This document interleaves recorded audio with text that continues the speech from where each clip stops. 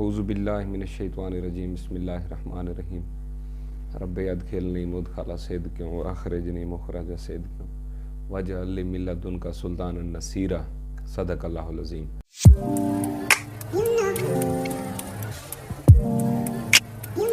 जी अस्सलाम वालेकुम, क्या हाल है मेरी यूट्यूब फैमिली? खैर वाफियत से हैं, तबीयत सेहत ठीक है? अल्लाह पाक आपको खुश रखे। और सबसे पहले मैं न्यू आने वाले जो मेरे व्यूअर्स हैं उनको दिल की गहराइयों से मैं वेलकम करता हूं, और पुराने वाले व्यूअर्स की तो क्या ही बात है। सुनाए जी, आज का दिन आपका कैसा गुजरा? इंटरनेशनल मार्केट का प्रेशर, लोगों की बातें, एनालिस्ट्स के रिव्यू, साथ अपना भी माइंड चलाना। आप लोग गैर ज़रूरी तौर पर और ज़रूरी तौर पर दोनों तरीके आपको आते हैं कि किस तरह से अपने माइंड को आपने सेटिस्फाई करना है। क्योंकि जितनी भी आपको कोई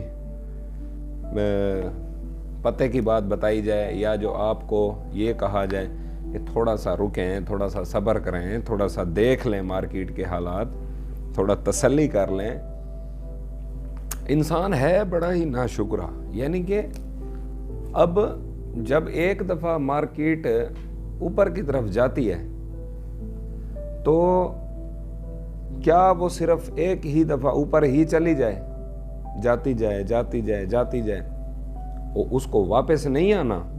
ज़रूर आती है वापस। और इसका क्या फिर ये मतलब होने लग जाता है कि ये यहाँ से टूटा है तो गया। अच्छा, मैं अब आपको यहाँ बता दूँ कि मैं ये समझता हूँ कि अब मार्केट यहाँ से इस लेवल पे जहाँ पे अभी ठहरी है, लेवल आप लोग मुझसे ज़्यादा बेहतर जानते हो जी कि इस टाइम पे कहाँ है। चलें, जहाँ पे भी मार्केट इस टाइम पे ठहरी है, मैं कहूँ अब यहाँ से मार्केट नीचे जानी शुरू हो गई, मैं नहीं कह सकता। मुझे आप एक बात बताएं, दो ही तो चीज़ें हैं गोल्ड के अंदर, एक है गोल्ड को खरीदना और दूसरा गोल्ड को बेचना। अब बाइंग में बिठा के मैंने आपको सेलिंग करवानी है, सेलिंग में बिठा के मैंने आपको बाइंग करवानी है। जिस तरह सोना और चांदी दोनों बहन भाई तस्वर होते हैं, इसी तरह गोल्ड के अंदर बाइंग या अकामुलेशन जिसे कहते हैं और सेलिंग जिसे एग्जिट कहते हैं या एग्जॉस्ट कहते हैं, एग्जॉस्ट ऑफ गोल्ड, खरीदना और बेचना दो ही जुड़वा भाई हैं किसी भी कारोबार के अंदर। छोड़ देनी गोल्ड को, खरीदना और बेचना, ये दो ही तो चीजें हैं। अगर मैं इनसे हट के कोई तीसरी चीज आपको बताऊं या आपको सिखाने की कोशिश करूं, आप तो फिर मुझे कहो। अब देखें, सिनेरियो डिस्कस कर रहा हूं मैं आपके साथ, एक आपने तवज्जो करनी है और फिर मुझे बताना है आपने क्या समझा। अब एक बंदे की मेरे साथ बात होती है, आप में से ही कोई दोस्त है।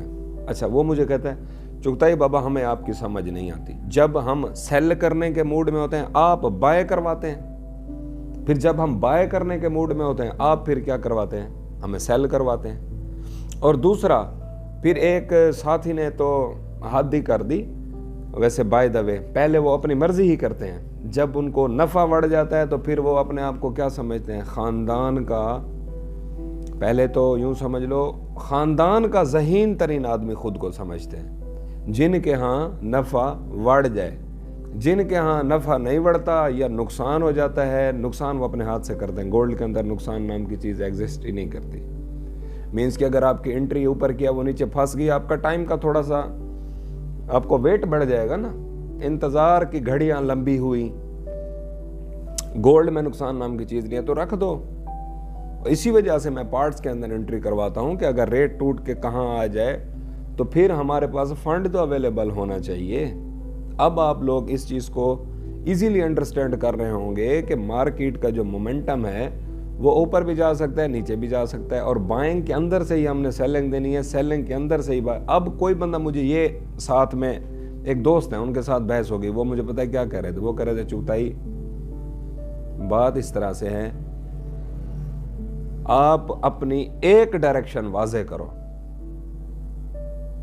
जरा करीब आके बताना पड़ेगा।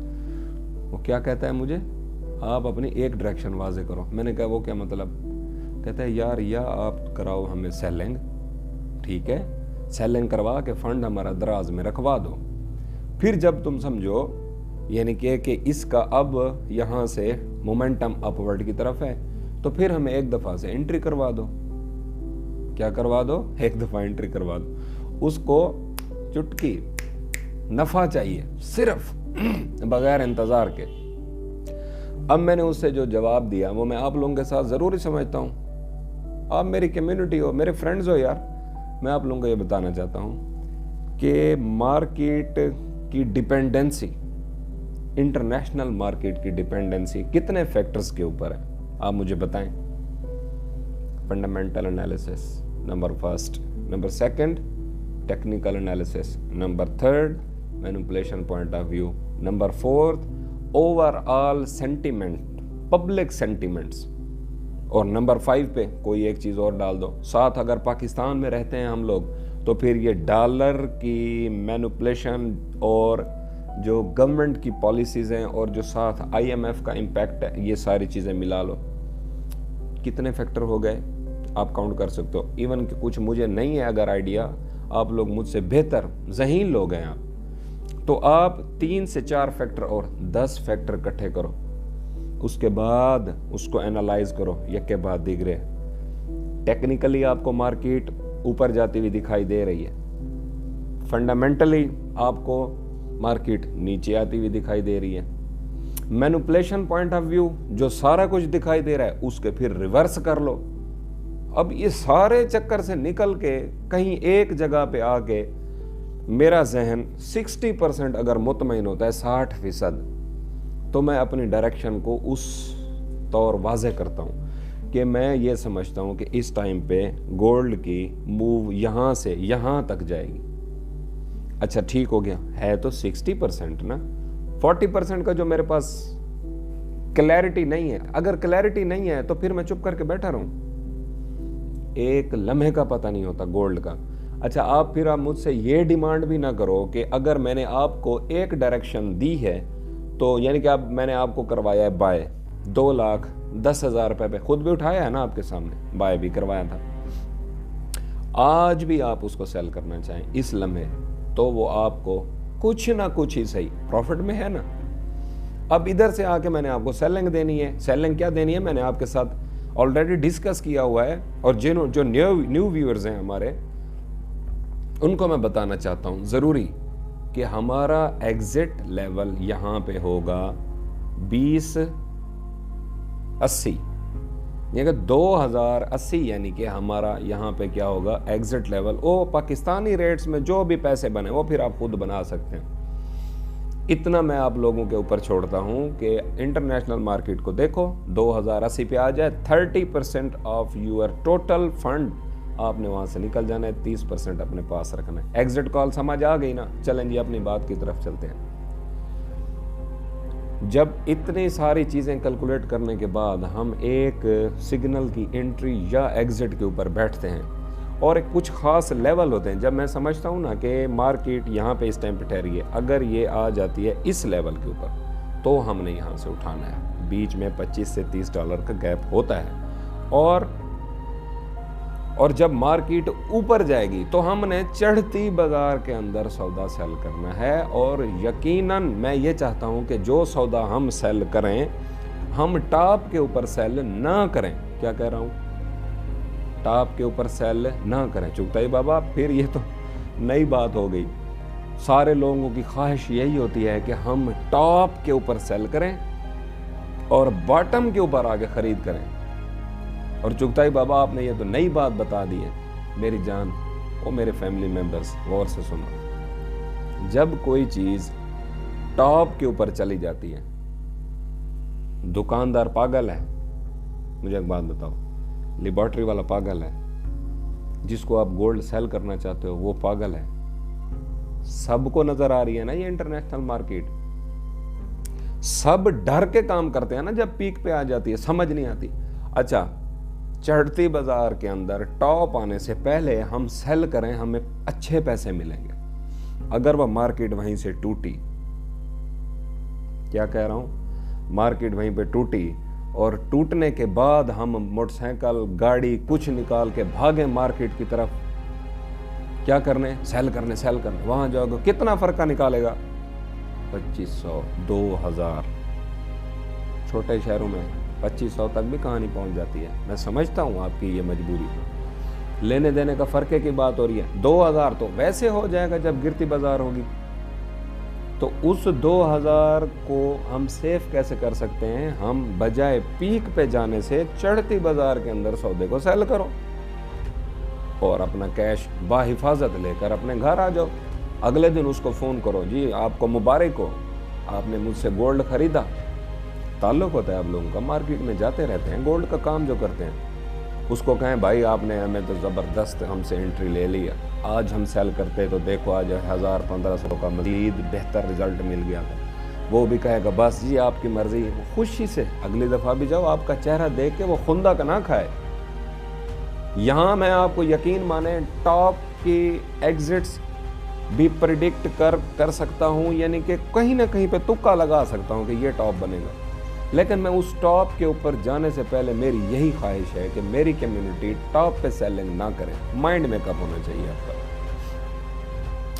तो इन चीज़ों का ख्याल रखा करें, छोटी छोटी चीज़ें हैं, इनका इम्पैक्ट बहुत मार्केट के अंदर अपनी वर्थ बनाए। इसी तरह जैसे ही गोल्ड का रेट ऊपर नीचे जाए, साथ आप के गाड़ी का फ्यूल, आपका ट्रैवलिंग एक्सपेंस, घूमना फिरना, मार्केट जाना, घर आना, फिर मार्केट, इससे बेहतर है मार्केट के जो मजबूत आसाब के दुकानदार हैं उनके साथ आप ताल्लुक़ बना लें और उनके साथ आप इस तरह से भाई बंदी और मोहब्बत के साथ रहें कि आप उनको फ़ोन कॉल करें कि ये रेट बन गया है, मेरे 2 पीस लिख लो, मेरे 4 पीस लिख लो, पैसे मैं जी लड़के को भेज रहा हूँ, या खुद आप जाएं अपना कैश बाहिफाजत उस तक पहुँचाएँ, या इतना मैंने पठोर उठानी है उसको फ़ोन कर दें, बुक करवा के लिख लें। बजाय इसके कि आप जाएंगे ना, उनके साथ ताल्लुक़ बनाएं, यारी दोस्ती बनाएं, कोल्ड ड्रिंक पिएं। आजकल वैसे चाय कॉफ़ी का मौसम है, अच्छा रिस्पांस आपको मिलेगा। लोगों के साथ यानी कि हुस्न सलूक वाला मामला रखें, या बनिए की तरह वो सोच बना लें कि नहीं टॉप आएगा तो सेल करूँगा। और सेलिंग और बाइंग जब भी आप लोग करें सोच समझ के करें, और उसके बाद बीच में गैप दें। आपको तो लग जाती है आग शुरलियाँ।